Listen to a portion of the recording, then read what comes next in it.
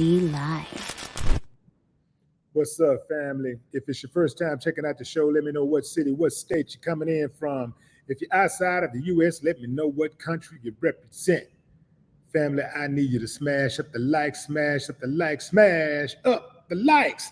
Also, if you have not done so already on YouTube, after you subscribe, there's a little bell next to your subscribe button. Go ahead and click that thing right now so you can get your notifications each time I drop a new video like this. That way you'll be in the loop. I let a few hundred of y'all come in, then I'm going in. But in the meantime and in between time, I'll give some shots out to the early birds. What's up, Ruth Robinson?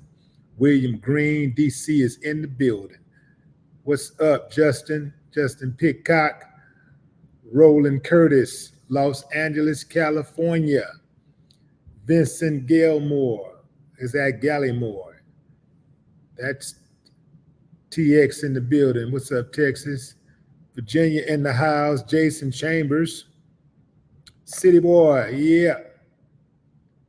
Tim Youngs, what it do? Gospel Glam Cosmetics and Skincare. Get that paper. What's up, Atlanta? Yay, yee. What it do? Marquise Payne. What up, what up? Going in, fam, going in. Put up a picture of young boy. Young boy going through it again, fam. NBA young boy was arrested on drug and fraud charges in Utah on yesterday. Young boy who is serving house arrest in Utah has been arrested on several charges according to the jail records from Cache County Sheriff's Office. Little bit about Cache County Sheriff's Office in a moment. And let me just say, it ain't good. Moving on.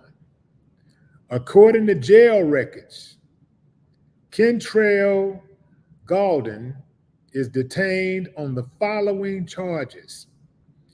Pattern of unlawful activity. In fact, I want to pull up a graph here. Pattern of unlawful activity. That is a second-degree felony. Procuring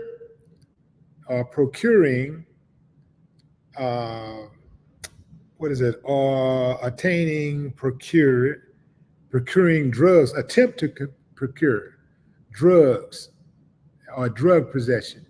That is possession. That is a Class A misdemeanor. Identity fraud is a third-degree felony. Forgery is a third-degree felony. Possession or possess other controlled substance. That is a Class B misdemeanor. 3 felonies, 2 misdemeanors. While out on bond awaiting trial for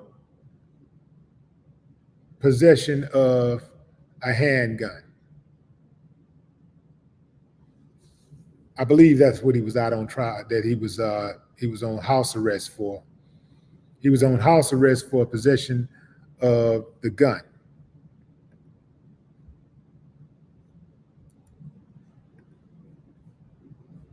So let me just catch up on this. Let me just refresh up on this case. Okay, so it said he was booked on various charges in Cache County. That's not the, let me see, that's not the one I want to read. I want to read this one. So young boy's federal gun charges were put on hold in March, pending the Second Amendment ruling. So he had gun charges, which is why he was on house arrest in Utah. He was indicted in 2021 for allegedly possessing 2 guns during a September 2020 incident in Baton Rouge. The incident happened when 16 people were arrested on drug and firearm charges while filming a music video in an abandoned lot. In July 2022, NBA YoungBoy was found not guilty of knowingly possessing a firearm during an arrest in California. NBA YoungBoy has been serving house arrest in Utah under surveillance by a security firm staffed by military veterans. Last December, a federal judge allowed him access to mental health treatments, but denied him more time in the recording studio despite arguments that his record sales had suffered due to the lockdown. And here's something that I found to be very interesting. While on house arrest, NBA YoungBoy has dropped a total, y'all ready? A total of 13 albums. 13 albums in a year. Damn, that's over an album a month.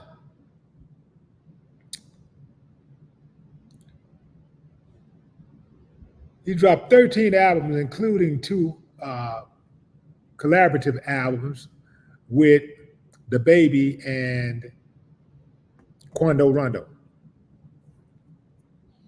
Wow, that's a lot of work, man. Let me tell y'all something before I get into this other stuff. I like NBA YoungBoy. I like the kid, man. I like him. You know, I like his heart. Yeah, he got some issues or whatever, but man, who ain't got issues? You know what I'm saying? A lot of our issues just show up in different areas. But I'm just saying, the boy been through a whole lot. You know, he had a traumatic childhood, more so than many of us. And so, but he still be trying, he's trying to comply. He trying to, he kind of have one foot in, one out. He's like, every time he trying to pull away, they pulling him back in. Somebody say something about him, he come back clapping. The boy is resilient. He a fighter.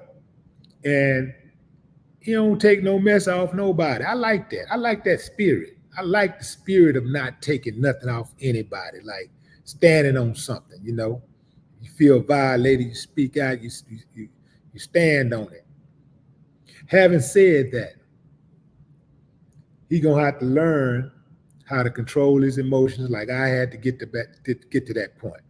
Nobody couldn't really tell me anything. Anytime somebody really tried to tell me something, unless it was somebody like one of my elders, like if my elders talked to me, I listened all the time.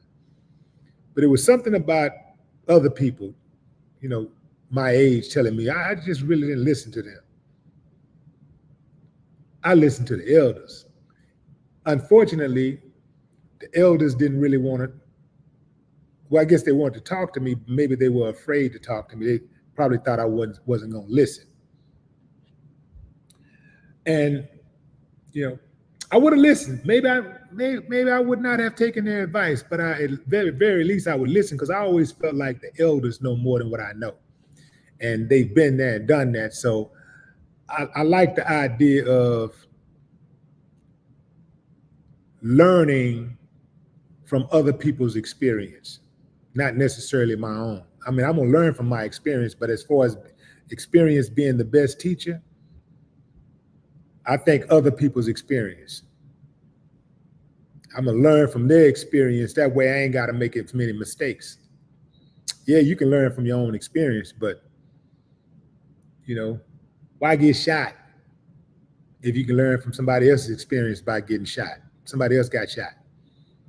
If that person got shot and they tell you, look, man, you don't want to get shot, because, man, when that bullet get up in your boy and you realize you've been hit, no matter how severe it is, you're going to make it worse.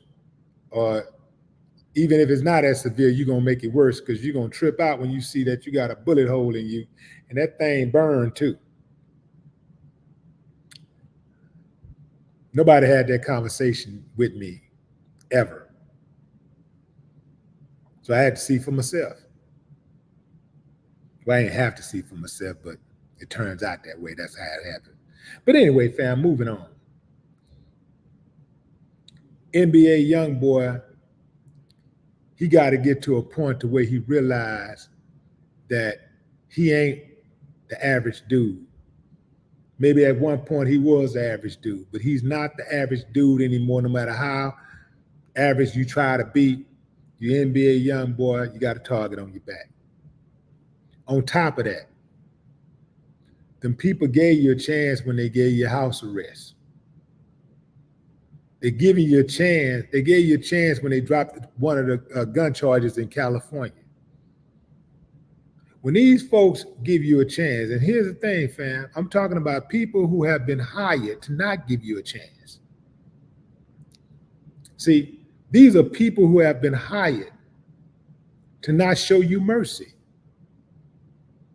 They've been hired to actually lock you up. They don't care how good of a person you are, what you got going on. They don't care that you just had a newborn baby. They don't care about none of that.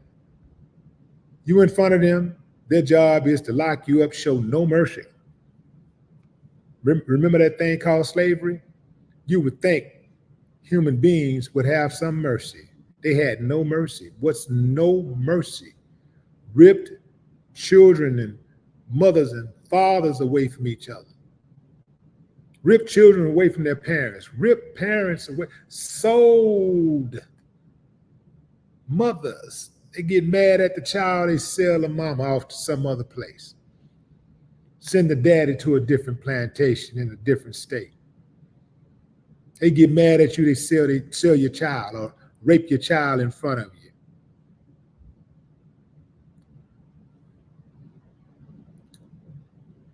Strip you butt naked and put you on display in front of the whole plantation, in front of everybody, and beat you or rape you, whatever they want to do to you. No mercy.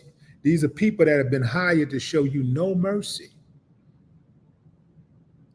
And we going into these courtrooms and we doing certain things and we taking our freedom for granted. The best thing you can do is avoid the United States judicial system. That is the absolute best thing that you can do. Avoid it by any means necessary. Because once you in there, they got you. Now you at their mercy. And remember, they are hired to not show you mercy. So you got to be praying like, for God, like, man, maybe some kind of way that God visit their conscience, some kind of way on the day that they trying to judge you, the moment that they making a decision about your fate. You got to pray and hope that God paid a visit to the devil to show you some mercy. So if you mess up, ain't none of us perfect. So if you get out of pocket and you mess up and they show you mercy by giving you some probation, by granting you parole, giving you a tap on the wrist, man, take that and run with it. Run. Because they will hide you. So now, it ain't nothing like going before those people, fam, knowing that you got a possible 10 years hanging over your head, 20 years, 30 years, or maybe even a life sentence, and they have to make that decision. You hoping, you praying.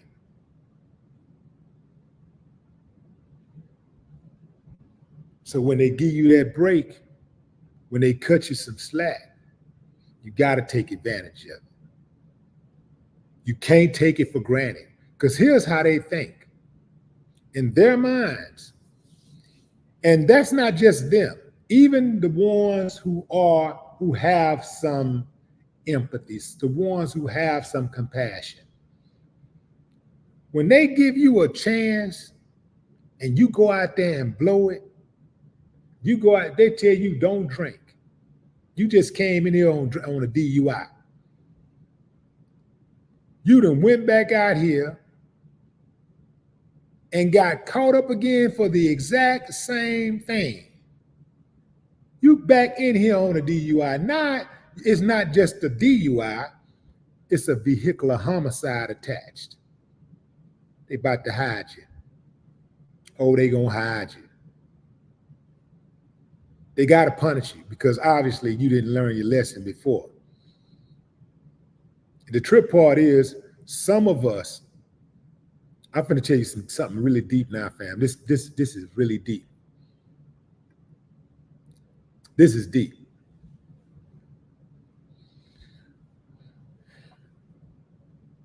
Some of us be so used to being in the system and getting out and being put on probation. We can't even operate within the law without being supervised by the state, without having some supervision and having some type of sentence hanging over our head. What I mean is, when you ain't got a lot of times, like when we're on probation or we're on parole, we're on our best behavior. Because we know one slip up, one mistake, and it's over. But then the moment we get off paper, once we get off that paper, we just relax our senses and we start wilding out again. You know, we stop being as cautious. We stop being as cognizant of our surroundings and who we hang around and what we're doing, how we're reacting to conflict. You know, we relax our senses, stop being so sharp. And then we do something, we get caught right back up. And then now we're in the court again. Now we got to go do some time or whatever, or get some more probation, get on paper again. And then we act right.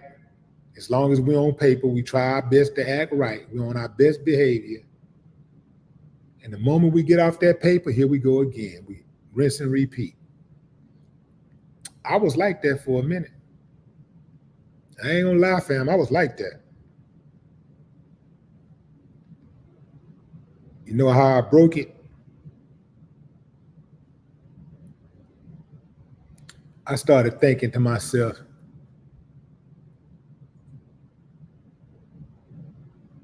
I'm doing exactly what they want me to do. And I don't like doing what the enemy wants me to do. I don't like them to win. Never. I never like them to win. I don't like aiding and abetting my enemies. I know these people don't like me. I know they set it up for me to fail. I know they don't want me to succeed. I know they don't want me to take care of my family. I know they don't want me to be present with my children. They don't want me to have influence in my children's life, positive influence in my children's life. They don't want me to be a good husband. They don't want me to be a good citizen. They really don't. They don't want me to be a good man. They want me to go out there and do something stupid so they can control my body and do whatever they want to do with it. They want your body warm or cold. They want my body warm or cold. They put the booby traps out there. The trip part is, a lot of times we know the booby traps out there and we walk right into them anyway. I'm not doing that. You see? So I like to do the opposite of what my enemy expect me to do. So it's as simple as that. I just don't want them to win. It's like, am I scared of jail? No, I'm not scared. I'm not scared of prison. I ain't scared of nobody that could possibly be in prison. But why the hell would I volunteer or be happy or be cool with being in prison. Why would I be okay with that? Having some kid having stewardship over my movement, being locked up in a cage and treated like worse than an animal, having to ask for permission to visit my loved ones, can't walk outside the gates. If I do, I gotta have a jumper on and I gotta have somebody standing around with a gun. Why would I want that life? Going into the showers. You know, when you first, especially when you first check in, when you first come in, orientation, what they call it, orientation? No, it's not called orientation. Whatever it's called, I forgot what it's called, but when you first go in, and you know, they checking you in, you're going through your health, your physicals and all that kind of stuff. Family, it is the most dehumanizing thing that you can experience. They got people in there butt naked. This is the state of Texas. Not necessarily the feds, but in the state. Some of these prisons, the way that they check these dudes in, they ain't gonna tell you that part. I'm talking about your homies, they ain't gonna tell you that part. They make you stand heel to toe. Another man's heel, your toe gotta touch another man's heel. And y'all gotta be butt naked before y'all go in there and take a shower.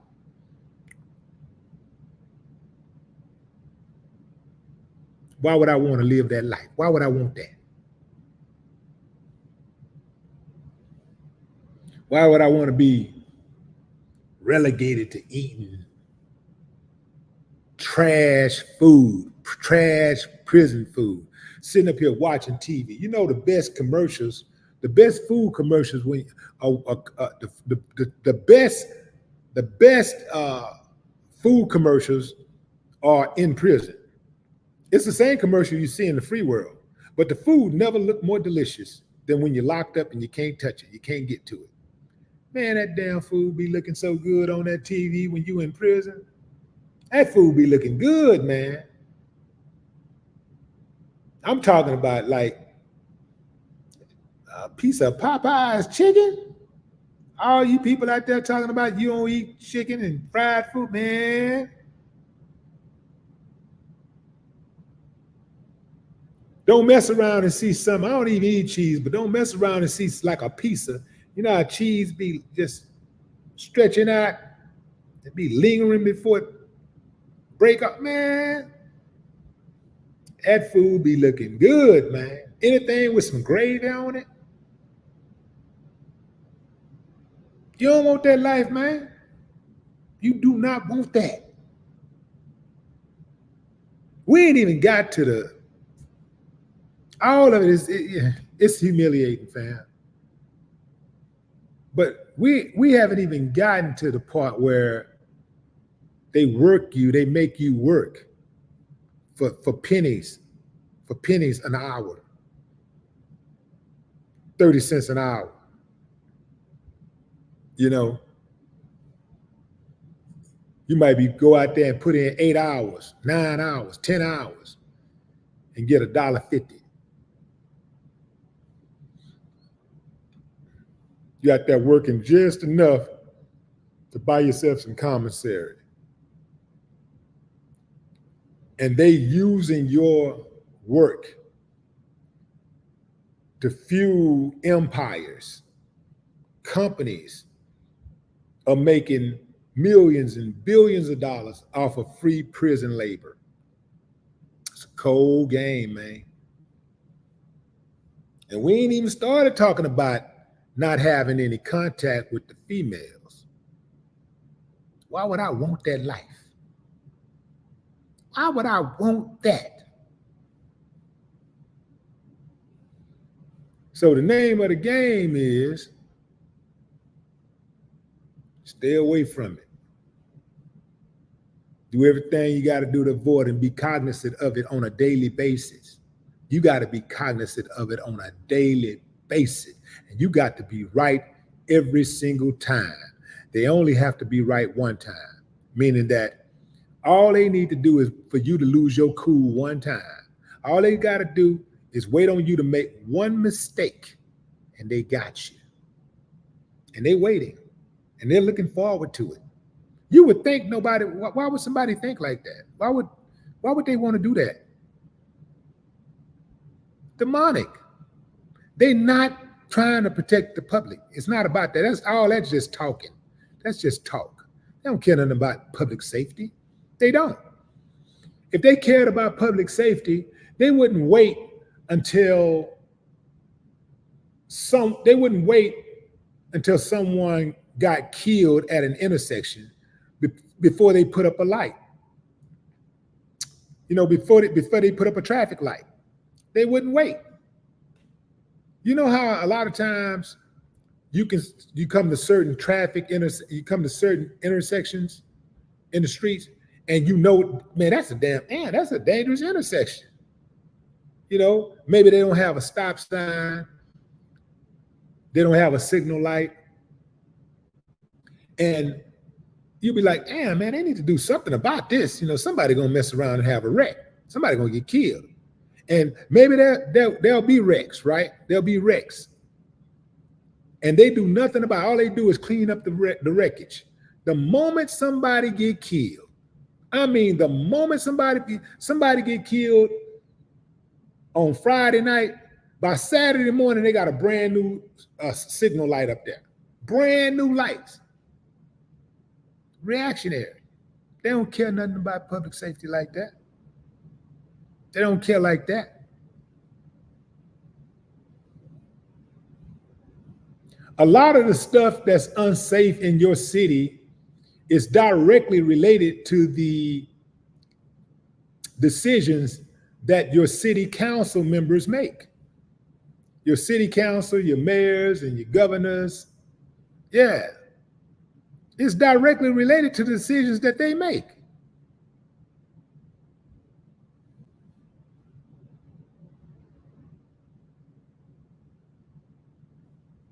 Let's talk about this Cache County Sheriff's Office.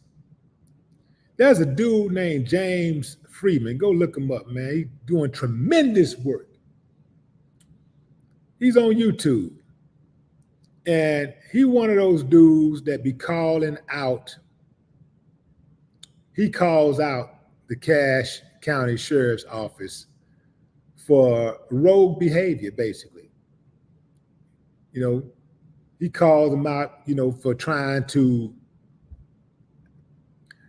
stop citizens from recording them. So according to him, when citizens try to record them, they'll make a complaint to YouTube. When they try to upload it, when the citizens record them and upload it to YouTube, they make false complaints to YouTube, saying that their privacy have been invaded. And according to him, they're lying. But what it is that they're just trying to circumvent justice and avoid accountability. So they don't like being recorded. If you're a public servant and you're being recorded, if you're doing your job, you would have no problem being recorded. With all of the bad news that's associated with law enforcement, if you're a member of law enforcement and somebody's recording you and you're doing your job properly, you should want it to be recorded. You should want to be recorded so you can brag about it. Like, yeah, record me, because I'm gonna show you how to do it the right way. So you shouldn't have a problem with people recording you if you're doing your job. Only the people who do their job incorrectly have a problem being recorded. And they'll make up every excuse in the world, every excuse in the book to justify not being recorded.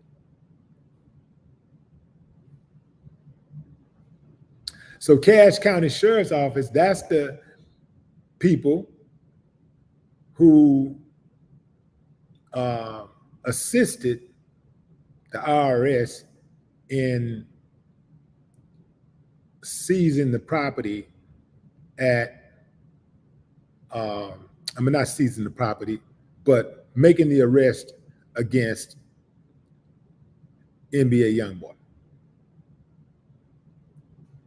So according to James Freeman, they're corrupt.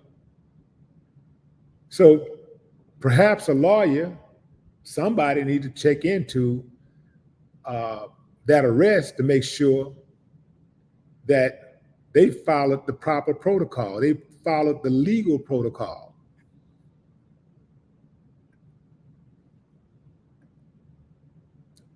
Just saying. Clay Kendall, what up?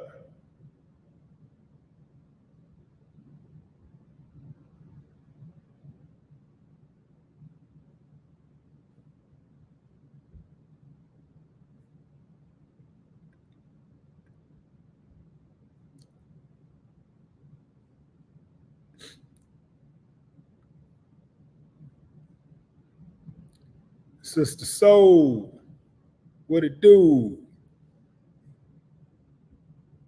K-Man.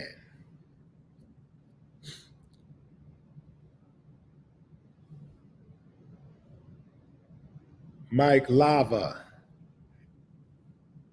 Galvanizing. What's up? What's up? What's up? Salute. What up, G?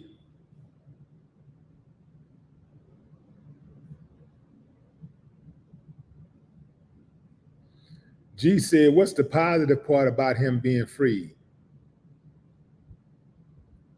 What's the positive part about you being freed, G?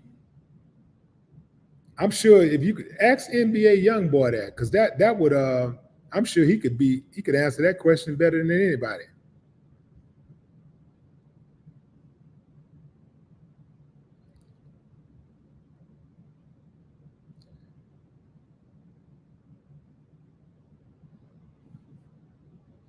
Yeah, I'm not gonna make any excuses for dude.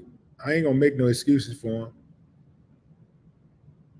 But I do know how hard it is to walk that straight and narrow when you've been conditioned to do something a total different way your entire life. NBA YoungBoy became a star when he was like 17, 18 or something like that. He's only like, he's like 23 or something?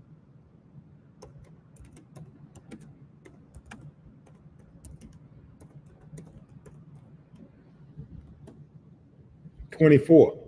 So he's 24.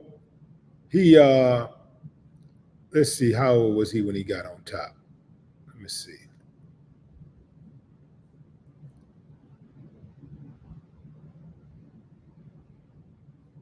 Well, that boy was putting out some albums from 2015 to 2017. He released 8 independent mixtapes, which, what is that? So he put out his first mixtape when he was 16, 17, 18. So I know he got on around 17. So really, yeah, about 7 years out of the 24 years he's been around, well, actually, for about 16, 17 years of his 24 years, it was all bad, or at least mostly bad, or bad a lot. Take time to get up out of that, fam. Y'all, just like if you're doing something the right way, it takes time to actually you can destroy yourself faster than you can build yourself up.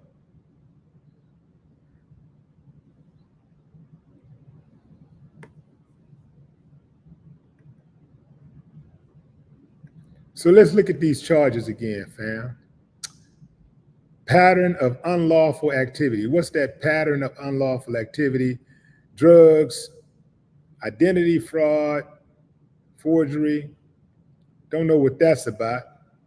See, they didn't detail this identity fraud and forgery. But the controlled substances, man. All right, I'm gonna say something very controversial right now, fam. Here we go. Here we go. I know some of y'all gonna get mad, but I'll take my chances. When it comes to drug use, if a grown person want to use drugs, I ain't got no problem with it. Yeah, I said it. That's right, I said it. If a grown person want to use drugs, I ain't got no problem with it. We know he ain't selling drugs. So if he just using drugs, he ain't hurting nobody but himself. If he want to use drugs, let him use drugs. The people who arrested him understand that. The people who are standing in judgment of him understands that. Because a lot of them use drugs. Ain't that something? If that man ain't hurt nobody outside of himself,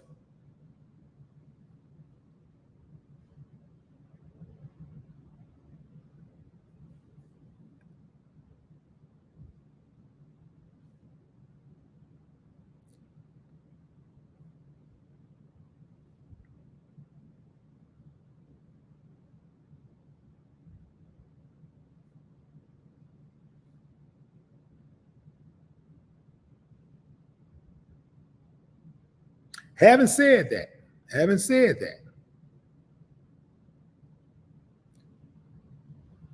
it was incumbent upon him, or it is incumbent upon him, to keep it clean, to get all the way up out of that situation.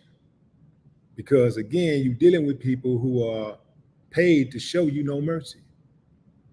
You're dealing with people who you're trying to get mercy from who was paid to show you no mercy. That's their job. That's their job. So knowing that you're under house arrest, man, you got to rock with those rules, man. You got to adhere to those rules step by step. You can't give them no reason whatsoever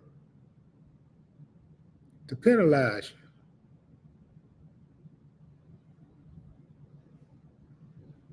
So they haven't really laid out, like, you know, what the situation or circumstances is. They just said this is what we have, but there's no details. So I'm sure we'll get wind of the details real soon. But until then, fam, well, not just until then, because if it don't happen tomorrow, you'll hear from me tomorrow anyway. But until, till the next time, enjoy the rest of your morning, your afternoon, or your evening, wherever you are in the world. No more talk.